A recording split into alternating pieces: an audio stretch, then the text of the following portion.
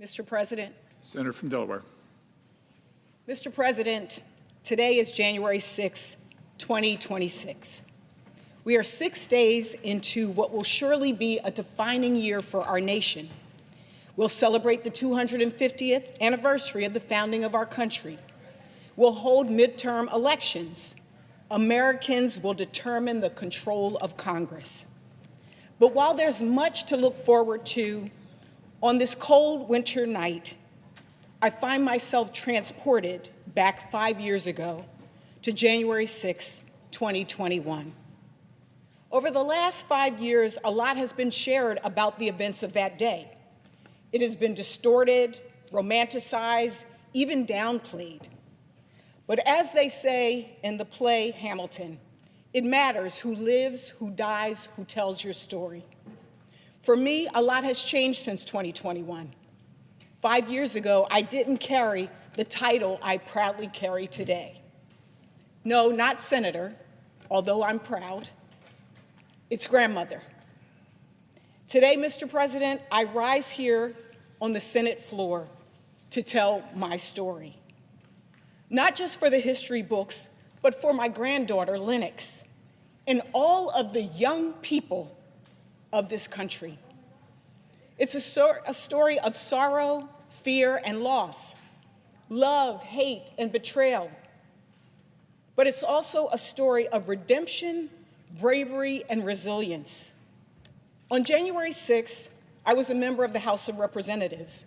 Joe Biden had just been elected.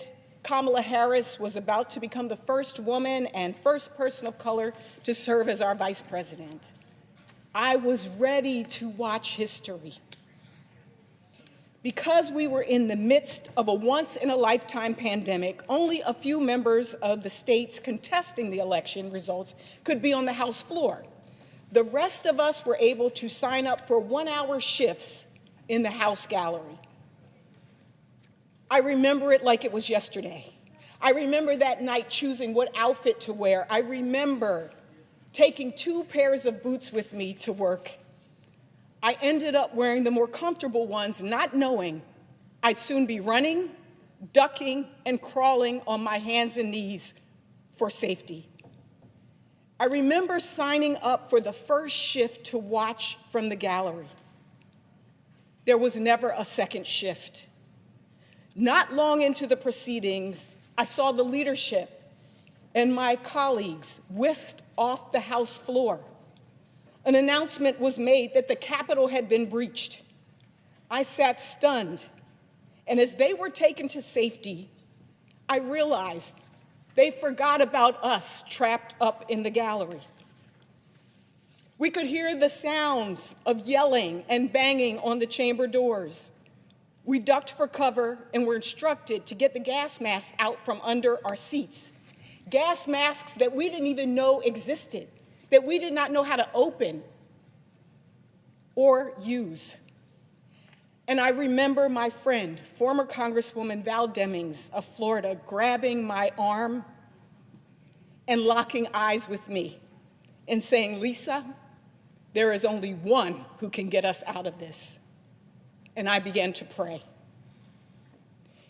People say that right before you die, your life flashes before your eyes. In that moment, I saw history flash before mine. I saw the peaks and valleys of our American story. I saw slavery, Reconstruction, Jim Crow. I saw a trail of tears, women locking arms, marching for the right to vote, 2 world wars, 9/11, the murder of George Floyd, and a global pandemic. I saw the history of our nation and the path that we had traveled to get us to this moment, and I prayed. I recalled a piece of scripture that tells us all things work together for the good, even the bad. Because despite the violence, despite the trauma, despite how close we were to losing our democracy, brave men and women stood up to protect this institution, and we will never, ever, ever forget them. And we, the Congress, came back in the wee hours of the morning to do our jobs, to certify the results of a free and fair election. It was a moment of redemption. And redemption is part of what makes America America. Because whenever we falter, there are shoulders to the till who push us forward, who remind us of the values upon which our nation was founded, so that we can come back stronger. I find myself thinking about those foundational values a lot these days. And a specific phrase from the preamble has risen above the rest: that we are to secure the blessings of liberty to ourselves and our posterity. The founders used the common phrasing of the time, where churches spoke of bestowing blessings of knowledge or faith.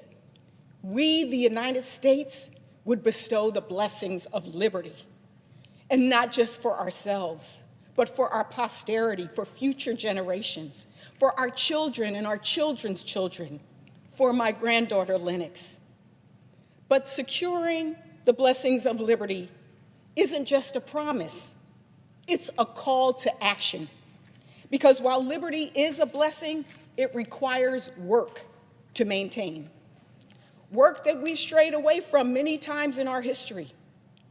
And 5 years after January 6th, we're faltering once again.